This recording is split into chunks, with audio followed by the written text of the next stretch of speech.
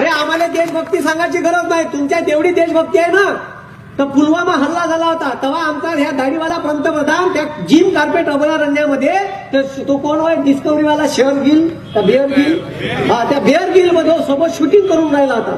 त्याच तारखेला ज्या दिवशी पुलवामा हल्ला झाला त्या दिवशी आमच्या देशाचा पंतप्रधान 3:15 वाजता हमला झाला। 44 जवान या देशाचे शहीद झाले।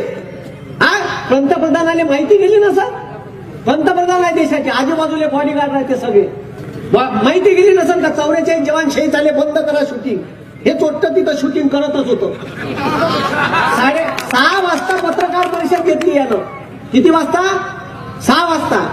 आणि पुलवामा हल्ला झाला तिथं DYSP देवेंद्र सिंग नावाचा माणूस होता, गुगलवर सर्च करता DYSP आणि पुलवामा हल्ला, तो तिथून 3 महिन्यांना आतंकवाद्यासोबत सापडला। 3 आतंकवादी, त्याच्या गाडीत AK-47 रॉकेट लॉन्चर होते।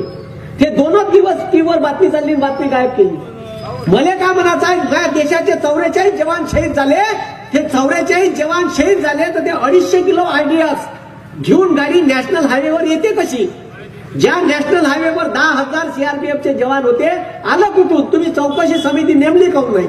आणि त्याच ते जवान शहीद झाले तर त्याने पैसे द्यासाठी लोकांकडून पैसे जमा केले आणि ते पैसे अजूनही जवानाच्या घरापर्यंत पोहोचले नाही। कुठं गेला पैसा?